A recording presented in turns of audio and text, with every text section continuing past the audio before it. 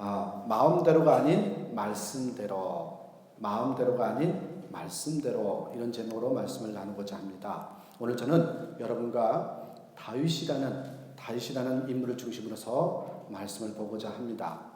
여러분 그런 말 있잖아요. 기대가 크면 실망도 크다. 이거 많이 경험해 보셨을 거예요. 그래서 이게 인지상정입니다. 그래 너무 힘든 경험을 한 사람들은요, 기대하지 않으려고 합니다.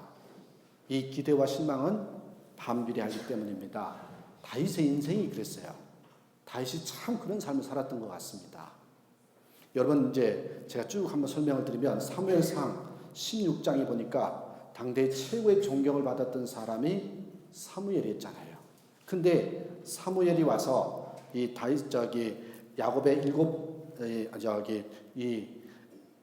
아들 중에 이 다윗이 왕이 될 것이라고, 그 양을 치고 있는 다윗이 왕이 될 것이라고 그렇게 말을 하고 가지요. 당연히 기대가 됐죠. 또 여러분 사무엘상 17장에 보니까 이제 다윗이 골리앗을 물리치고 승리하는 장면이 나옵니다. 그 당시 왕 사울에게는 그래서 이 불러주는 별명이 천천이라고 했는데 다윗은 뭐라 불렀어요? 만만이라고 불렀습니다. 참으로 기대가 되는 인생이었습니다. 그래 나중에는 군대 장관이 되고요, 또 왕의 사위가 되었습니다. 한마디로 여기까지 보면 다윗의 인생은요, 승수장구의 인생입니다. 다윗이 그랬을 겁니다. 아마 하나님이 돕는 인생은 이런 것이구나, 하나님을 믿는다는 것이 이런 것이구나, 그런 거침없는 인생이 되었습니다. 그런데 여러분 아세요? 한순간에 무너지는 인생이 됩니다. 반전이 됩니다. 사울의 질투로, 특별히 잘못한 것도 없는데 이 사울의 질투로 한순간에 인생이 무너져 갑니다. 이 창을 들고 죽이겠다고 해서 어떻게 돼요? 도망자 신세가 되고 맙니다. 실로 다윗은 뚜렷이 잘못한 것도 없습니다. 그런데 도망치는 신세가 됩니다. 여러분, 이 선망의 대상자에서 실패자요 도망자로 전락하는 인생이 되고 마는 것, 이게 인생인가 봅니다. 그런데 그것만이 아닙니다. 거기다가 결혼한 아내도 잃습니다. 잃은 것보다요 빼앗기는 거지요. 여러분, 아내인 미갈도 다른 남자에게 주는 사건이 생겨요. 한번 말씀 볼게요. 사무엘상 25장 44절에 보니까 사울이 그의 딸 다윗의 아내 누구예요? 미갈을 이 갈림에 사는 라이스의 아들 발드에게 주었더라. 아내마저 빼앗깁니다. 그 심정이 어떻겠습니까? 또 여러분, 자기의 든든한 후원자인 사무엘도 이제 나이가 들어서 노년이 돼서 점점 힘을 잃어가고 있습니다. 후원자도 없어지는 거예요. 그리고 사울의 아들 요나단이 친구였는데 그 친구도 잃어버립니다. 마음으로는 도와주었지만 실질적으로 힘을 주지 못했습니다. 여러분, 다윗의 이런 정말 힘들고 어려운 상황 속에 이 삶을 한 단어로 표현하면 저는 상실, 이렇게 표현하고 싶습니다. 상실입니다. 상실. 어떻습니까, 여러분? 여러분이나 저의 인생 가운데 그런 모습이 있지 않을까요? 더군다나 또 재밌는 모습이요, 사무엘상 21장에 보면 너무 힘들어서요, 이 블레셋 아기스 왕에게 가서 도움을 청합니다. 그런데 신하들이 모함을 하죠. 사울은 천천히라고 할 때에 다윗을 보면서 백성들이 만만이라고 했습니다. 그러니 이 잘못 두었다가는 우리가 당할 수가 있습니다. 그러니 이 자를 그냥 놔두면 안 됩니다. 그렇게 모함을 합니다. 그래서 오히려 도움을 받으러 갔다가 어떻게 돼요? 죽임을 당하는 현장이 되어버렸습니다. 참 안 돼도 뒤로 넘어져도 코가 깨지는 그런 현실입니다. 그래서 여러분, 이때 다윗이 한 행동이 나오죠. 보시겠어요? 다윗이 한 행동이요, 사무엘상 21장 13절에 보니까 그들 앞에서 그의 행동에 변하여 어떻게 했대요? 미친 척하고, 또요 대문짝을 그적거리며, 뭐예요? 미친 척 하려고요. 그 다음에 뭐예요? 침을 수염에 흘리며.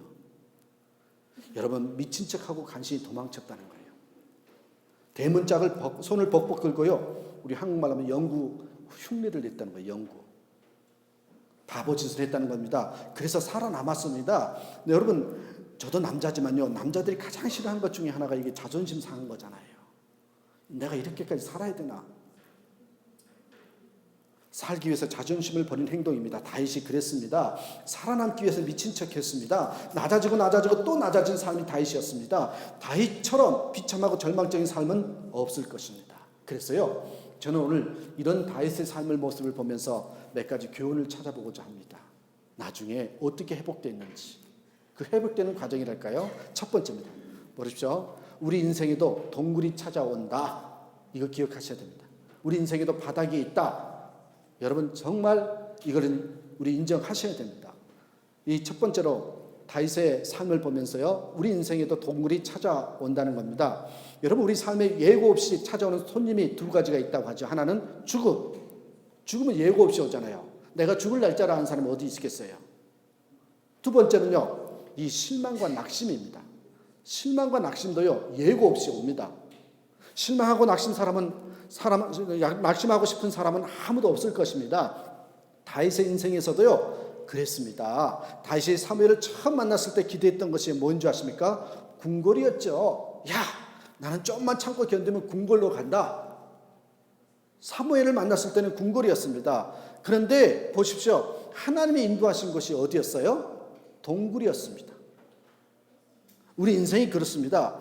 궁궐을 생각했는데 동굴로 이끄시는 경우가 있습니다. 그래서 여러분 오늘 본문 다시 한번 사무엘상 22장 1절에서 2절 보시겠습니까? 그러므로 다윗이 그것을 떠나 아둘람 굴로 도망하며 그의 형제와 아버지의 온 집이 듣고 그리로 내려가서 그에게 이르렀고 2절 환난당한 모든 자와 빚진 모든 자와 마음이 원통한 자가 다 그에게 모였고 그는 그들의 우두머리가 되었는데 그와 함께 한 자가 몇 명이었더라? 400명가량이었더라. 여러분, 다윗이 그래도 덕이 있고 유명했던 사람 아니에요? 그러면 어떤 사람이 와야 됩니까? 그와 같은 불의의 사람이 와야 하지 않을까요? 그런데 오늘 본문에 모인 사람들은 뜻밖이었습니다. 어떤 사람들이 모였습니까? 환난당한 자, 빚진 자, 마음이 원통한 자들입니다. 한마디로 오늘날 말씀을 드리면요, 내적 치유가 필요한 사람들이 왔습니다. 또 마음 상태를 보면요, 여러분 정상적이기보다는 비정상적인 사람들입니다. 그런데 여러분 아십니까? 나중에 다윗과 함께했던 인물들은요, 이 아둘람 동굴에서 있었던 사람들이 인물로 나옵니다. 하나님은 바닥에 있는 사람들을 사용하신다는 것을 잊으면 안 됩니다. 여기에서요, 아비셋, 요압 등의 인물이 그런 사람입니다. 여러분, 하나님이 하시는 방법이 이렇습니다. 아무튼 다윗은요, 궁궐을 기대했는데 어디로 갔어요? 동굴로 갔단 말이죠. 우리가 기도하는 것만큼 안 되는 경우가 있습니다. 우리 인생도 그렇습니다. 자기 자신이 잘났다고 생각하는 사람일수록 인생의 동굴이 찾아오면 괴롭습니다. 다른 사람의 인생에 익숙해져 있기 때문에 그렇습니다. 내가 그래도 누군데, 내가 누구였는데, 그런 생각에 지배당해 있기 때문입니다. 혼자만의 생각이 있지요. 특별히 여러분, 하나님 앞에서도 힘이 듭니다. 하나님이 나를 인정해 주시지 않은 것 같습니다. 나를 사랑하지 않는 것 같습니다. 이론적으로 우리를 사랑하신다는 걸 압니다. 그런데 여러분 막상요, 바닥을 치고요, 동굴에 들어가 보면요, 근원적인 질문을 다시 하면서 흔들려요. 저도 경험해 보니까 흔들리더라고요. 하나님께 나는 버림받은 것이 아닌가? 하나님이 약속하신 것이 아직도 유효한가? 그런 어떤 근원적인 거 흔들릴 때가 있습니다. 그게 동굴에 있습니다. 여러분, 다윗이 들은 칭호가 뭡니까? 하나님의 마음에 합한 자, 이런 칭호를 받았죠. 이것은 여러분 하루아침에 이루어진 것이 아니라 오랜 기간 동안의 연단을 통해서 이루어진 것입니다. 여기서 연단을 우리는 광야라고 말하지만 정확히 말하면 광야 속에 있는 동굴입니다. 동굴 속에서는요, 하나님의 터치가 있습니다. 자, 들어보십시오. 하나님이 동굴 속에서는요, 우리가 바닥에 있을 때 하나님께서 우리에게 만지시는 게 있어요. 이건 저는 처절히 경험해 봤습니다. 누구든지 아마 여러분 바닥에 있는 보신 분들은 경험했을 겁니다. 여러분 어떤 터치가 있는지 아십니까? 그 이유가 분명히 있습니다. 여러분 동굴이라는 것에는요, 이 동굴이라는 것에는요, 지금까지의 연줄이 없어지는 것입니다. 빽이 없습니다. 영향력이 없습니다. 경험이 없습니다. 보십시오. 내가 자랑했던 것들이 완전히 사라진 곳이 어딘 줄 아십니까? 바닥입니다. 동굴입니다. 여러분 경험해 보신 분들은 아실 거예요. 정말 힘들고 어려울 때 나를 도와주는 사람이 있었던가. 그래서 하는 고백이 뭡니까? 역시 믿을 분은 하나님밖에 없다고. 사람은 믿을 만한 대상이 아니라고. 그렇게 고백을 합니다. 그래서 여러분 동굴 체험이 있어야만 하나님의 깊이 있는 터치를 경험하게 된 것입니다. 여러분 성경 인물 중에 솔로몬 보십시오. 솔로몬은요 동굴 체험이 없었습니다. 그래서 결론에는요 어떤 인생이 됩니까? 실패하고 천박한 인생이 됐습니다. 동굴 체험을 한 사람은 깊이 있는 인생이 됩니다. 하나님의 사람으로 쓰임받는 사람들의 공통점은요 보십시오. 모두 다 동굴 체험을 했습니다. 예를 들어서 여러분 요셉 설마 아시죠? 모세, 여러분 바울 모두 동굴 체험을 했습니다. 이 동굴 체험은 우리에게 필수 코스가 되는 것입니다. 그러기에 우리가 하나님의 사람이라면 괜찮습니다. 내가 하나님의 사람이 아니고 하나님이 버린 사람이라면 상관없는데 내가 진정으로 하나님의 사람이라면 누구나 동굴 체험은 있습니다. 바닥 체험은 있습니다. 이걸 인정하시라는 거예요. 마음에 합한 자 그건 분명히 과정과 연단에 통과해야만 되는 것입니다. 자, 여기서 첫 번째는 제가 드린 말씀이 누구나 다 하나님의 사람이라면 동굴이 있다 그랬어요. 근데 중요한 게 이거죠. 두 번째, 세 번째예요. 이런 동굴 상황에서 우리는 어떻게 하면 하나님의 새 힘을 얻을 것인가? 이 질문이죠. 그것에 대한 대답이요. 두 번째, 세 번째는 이렇게 하시면 동굴 체험을 통해서 우리가 승리하고 회복이 된다는 거예요. 다 두 번째 보시겠습니다. 두 번째 뭔지 아십니까? 솔직히 모든 것을 하나님 앞에 토로해야 된다. 토하는 기도를 해야 된다는 것입니다. 여러분, 조금 이제 142편 우리가 읽었었는데요. 동굴 속에, 이 아들람 동굴 속에서 기도가 시편 142편에서 1절에서 7절의 말씀입니다. 이 내용을 보면요, 불평의 기도입니다. 불평의 기도는요, 속마음을 다 표현하는 기도입니다. 어떨 때는요, 하나님께 욕도 하는 거죠. 하나님 어떻게 그럴 수 있냐고 삿대질도 하는 거예요. 하나님은 여러분 우리의 감정을 만드셨습니다. 그러기에 이 감정과 속마음을 표현하는 것을 하나님은 원하십니다. 그러기에 여러분 우리는 사람 앞이 아니라 하나님 앞에 감정을 표현할 줄 알아야 됩니다. 사람 앞에서는 괜찮습니다. 그러나 하나님 앞에서는 해야 됩니다. 하나님 앞에 쏟아 부어야 되는 겁니다. 그런데 많은 사람들이요 이 감정을 누르고 사는 경우가 많습니다. 억압에 익숙해 있습니다. 이 감정을 표현하지 않기 때문에 여러분 우리가 더 피곤한 삶을 살게 되는 것입니다. 어떤 책에 보니까 여러분 남자가 더 오래 삽니까? 여자가 더 오래 삽니까? 예? 사람 나름이지만 평균적으로는요 여자가 더 오래 삽니다. 근데요 왜 여자가 더 오래 산 줄 아십니까?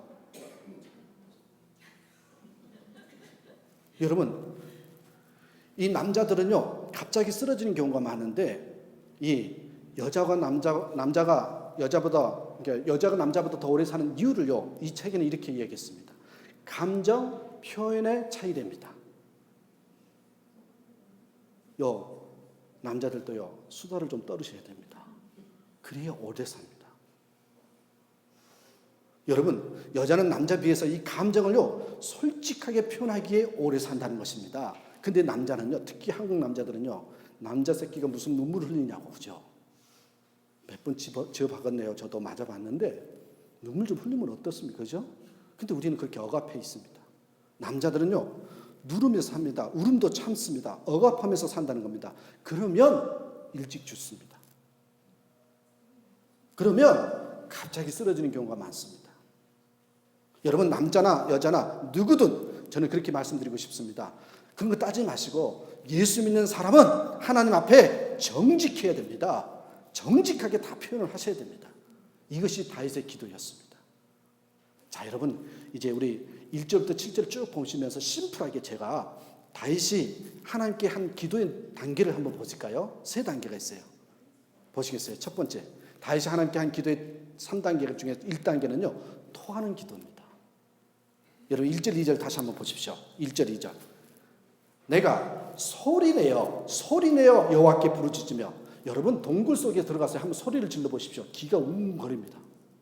소리내어 여호와께 부르짖으며 소리내어 여호와께 간구하는도다. 그 다음에 2절 보십시오. 내가 내 원통함을 그의 앞에 토로하며 내 우환을 그의 앞에 진술하는도다. 토하는 기도입니다.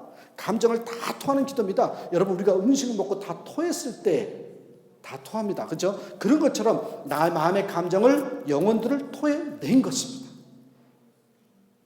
굴 속에서 소리를 내면요 울림이 있는데 그런 속에서 더 토함이 나온답니다.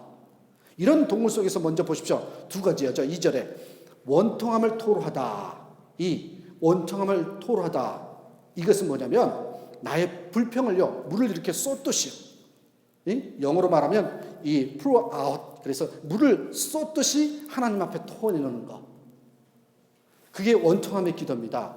다른 사람이 아닌 하나님 앞에 원망과 불평을 다 쏟으라는 것입니다. 하나님 앞에 말해야 된다는 것입니다. 그 다음에 또 뭐래요? 내 우환을 그 앞에 진술하는도다. 이것은요 내 삶의 문제투성이들을요 주님 앞에 말하라는 것입니다. 다윗이 이렇게 했습니다. 이렇게 해서 필요하다는 겁니다. 이렇게 했던 사람이 성경에 또 한 사람 나와요. 누군지 아세요? 한나입니다. 한나. 그래서 보십시오. 사무엘상 1장 15절에서 한나가 대답하여 이르되 내 주여 그렇지 아니하니이다. 나는 마음이 슬픈 여자라 포도주 독주를 마신 것이 아니라 여호와 앞에 내 심정을 통해한 것뿐이오니. 하나님 앞에 답답한 것을 토하듯이 기도했던 사람이 다윗이었고요 한나였다는 거예요. 여러분 하나님은 동굴 체험을 하면서 내 속에 있는 것을 다 뭐예요? 말하기를 원하십니다. 이게 1단계예요. 이게 토하는 기도고 2단계는 보십시오. 이렇게 막 원망한가 불평한가 내 문제거리를 다 토하고 나면요 뭐가 체험이 된 줄 아십니까? 2단계가요 없다의 체험입니다. 없다는 것이 체험이 돼요. 여러분 4절 한번 보십시오. 4절에 보십시오. 오른쪽을 살펴보셔서 없다는 게 3가지가요. 나를 아는 이도 뭐예요? 없고 나의 피난처도 없고 그 다음에 뭐예요? 내 영혼을 돌보는 이도 없나이다. 없다.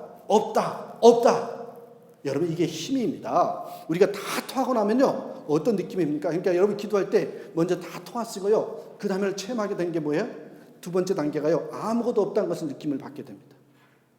그렇잖아요. 바닥에 하면 아는 이도 없습니다. 피난처도 없습니다. 내 영혼을 돌볼 자도 없습니다. 난 돈도 없습니다. 친구도 없습니다. 건강도 없습니다. 기댈 것이 없다는 겁니다. I am nothing. 나는 아무것도 아닙니다. 이 체험을 하게 돼요.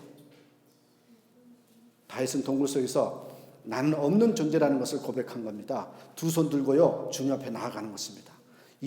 여러분 3번째 이 과정을 거치고 나면요 있다는 체험에 또 나와요. 3번째 단계가요 있다의 체험입니다. 보세요.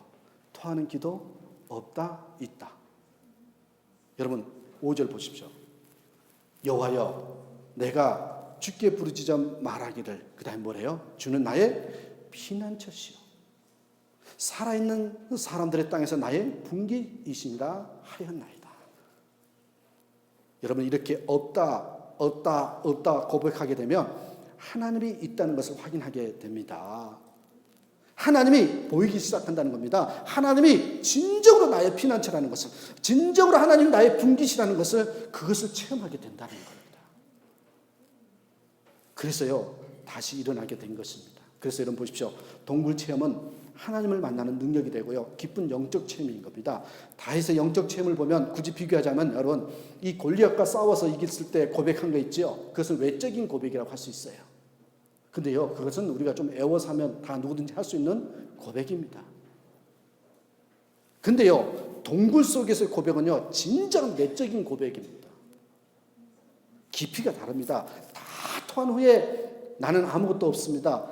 거기에서 피어나오는 힘의 능력이 된다는 것입니다. 그래서 여러분 동굴 체험을 통해서요 뭐예요?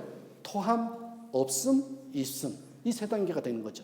토함, 없음, 있음, 이 3단계를 통해서 영적인 힘과 능력이 생긴다는 것입니다. 이 힘은 여러분 골리앗을 물리치는 힘보다 훨씬 더 큰 힘이었습니다. 이 힘이 있으면 세상을 이겨낼 수 있는 겁니다. 이 힘이 있으면요 흔들리지 않습니다. 이게 성도의 힘입니다. 그러니까 기도가 중요한 겁니다. 근데 어느 때까지 기도해야 돼요? 토하는 기도, 없다. 거기서 멈추면 안 됩니다. 있다. 하나님밖에 없다. 오직 하나님입니다라는 거기 고백. 그런 영혼들에게 여러분 하나님이 들어 쓰시고요. 이게 뿌리입니다. 이 뿌리가 나올 때 하나님은 그 영혼을 들어 쓰신다는 거예요. 여러분 캐나다의 전나무 중에는요. 이 20m 되는 나무들도 있답니다. 20m 되는 어마어마하게 높은 나무인데 그런데 재밌는 게요. 바람이 불면요. 이 쓰러져 버려서 골치라는 겁니다. 나중에 보면요. 땅이 너무 좋아서요. 뿌리 깊이가 1m밖에 안 된답니다. 그런 그 뿌리 1m가요. 20m를 지탱하려니까 넘어질 수밖에 없지요. 근데 여러분 사이판이라는 지역에 가면 산 꼭대기에요. 나무 이름이요. 낙타무릎입니다. 이해가 되시죠? 낙타무릎이라는 나무가 있는데요. 그 나무는요. 우리 사람 키 정도밖에 안 된답니다. 근데 놀라운 게 뿌리가요. 20m 정도 된답니다. 여러분 근데 이 나무들은 몇 년 동안 사는 줄 아십니까? 1000년이 보통이랍니다. 여러분 이유는 동굴체험에 있는 나무라는 것입니다. 다윗은 여러분 하루아침에 나온 것이 아닙니다. 동굴에서 우리는 부르짖어야 됩니다.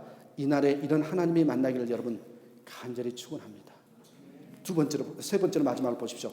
이제 누구에게나 동굴 체험이 있다. 동굴 체험에서 먼저 토하는 기도가 있어야 된다는 거죠. 하나님께 토로해야 된다는 거죠. 그러면 뭘 경험해요? 나는 아무것도 아니고 하나님이 전부라는 것을 경험하게 된다. 세 번째 보십시오. 인간적인 방법을 포기해야 된다는 겁니다. 하나님이 일하실 때까지 기다려야 된다는 말씀입니다.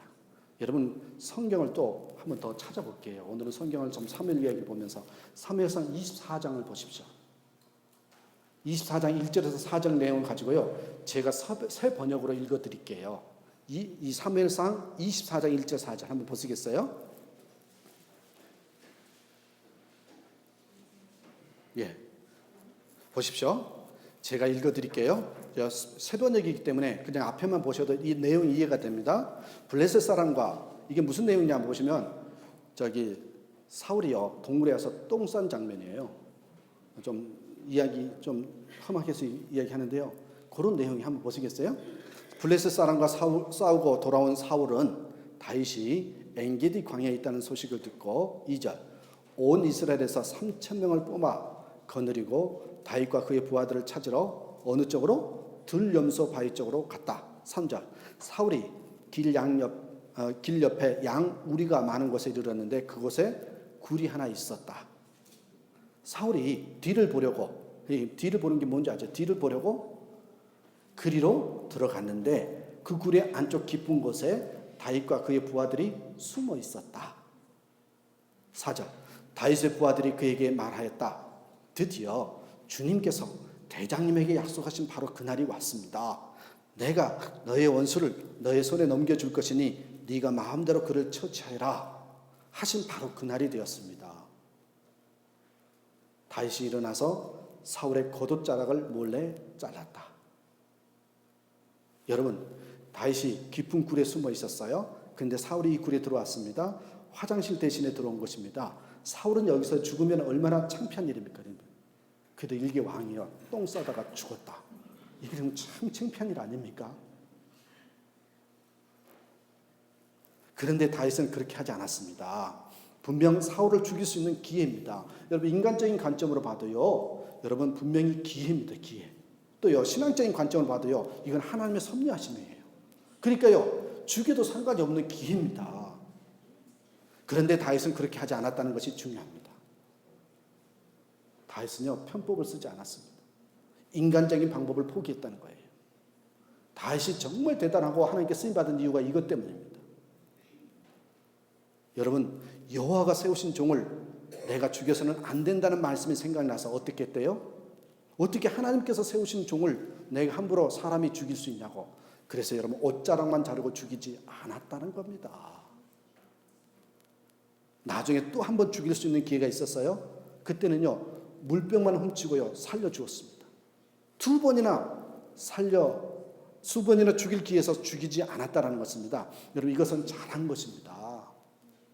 만약 여기서 사울을 죽였다면 여러분 빨리 왕이 되었을 것입니다. 그런데 여러분 왕이 되어도요 이스라엘에게 나쁜 학습 효과가 전수됐을 것입니다. 뭐가 전수될까요? 왕은 죽여도 된다. 그러면 나도 왕이 될 수 있다. 여러분, 이게 바로요.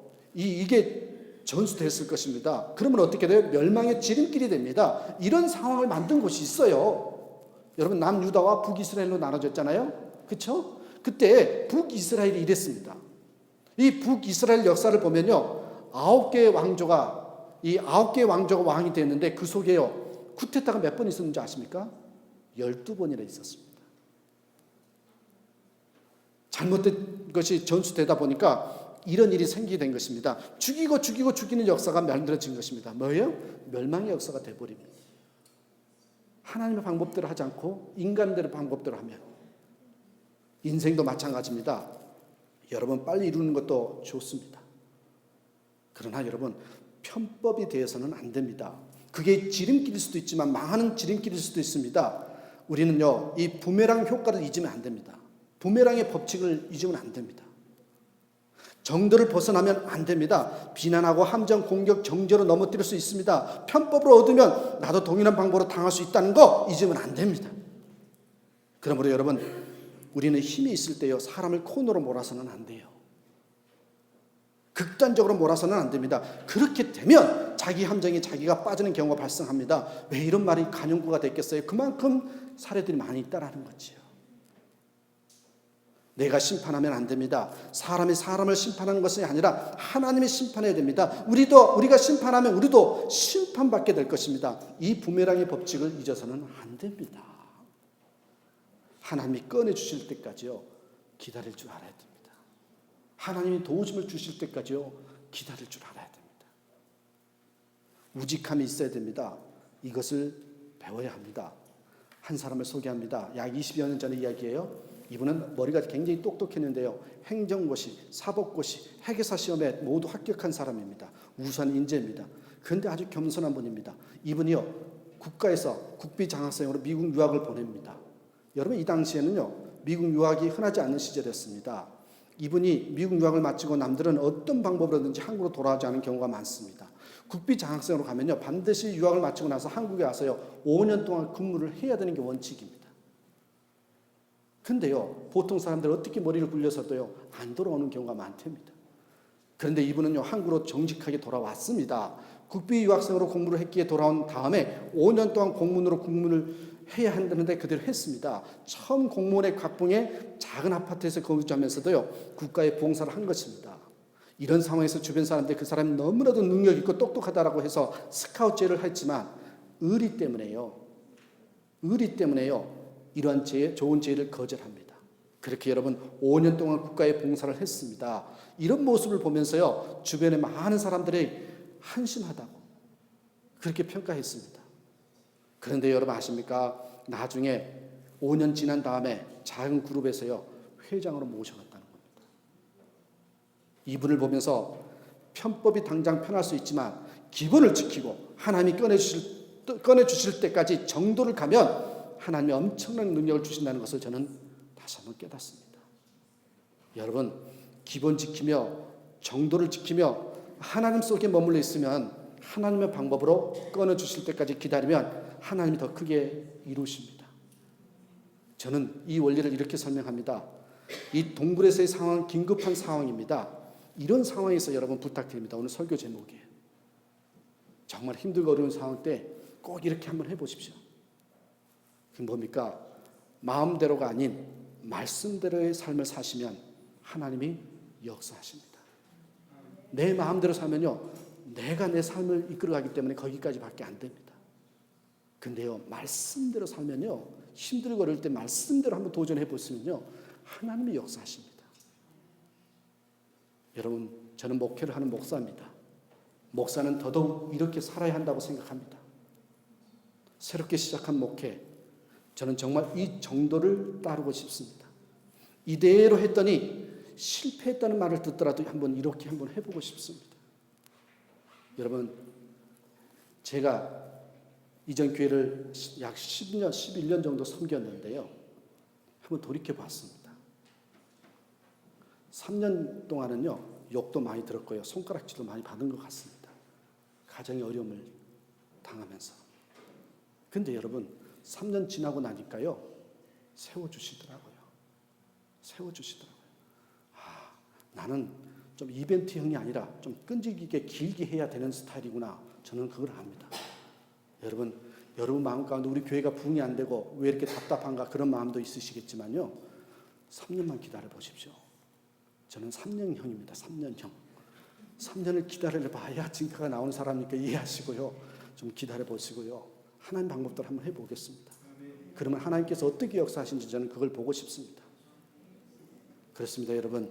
인간적인 방법으로 편법을 사용하는 사람은 일이 꼬이기 시작합니다. 하지만 하나님이 꺼내주실 때까지 정도를 가면 반드시 승리한다는 것을 잊으면 안 됩니다. 이런 삶은요, 부작용이 없습니다. 복은 하나님께 있다는 것을 잊으면 안 됩니다. 억지로가 아니라 하나님만 의지한다면 의지했던 그 다윗의 믿음을 한번 우리가 배워보자는 것입니다. 그리고 다윗이 동굴에서 기도한 것과 같이 우리 또한 쉽게 결정하는 것이 아니라 하나님이 끄집어내릴 때까지 기다리는 삶을 살아야 됩니다. 사랑하는 여러분 부탁드립니다. 마음대로의 삶이 아니라 말씀대로의 삶 가운데 우리는 하나님의 말씀대로 움직이는 인생을 살아야 되는 것입니다. 그래서 다윗은요, 하나님 마음에 합한 사람으로 살 수 있던 것입니다. 마음대로의 삶은요, 내 중심의 삶이죠. 말씀대로의 삶은요, 하나님 중심의 삶입니다. 비록 힘들고 어려울지라도 여러분 마음대로가 아닌 말씀대로 살아서 하나님이 역사하시는 그런 삶의 터전 되기를 간절히 축원합니다. 하나님 감사합니다. 마음대로가 아닌 말씀대로 살아가는 저희들 되게 하옵소서.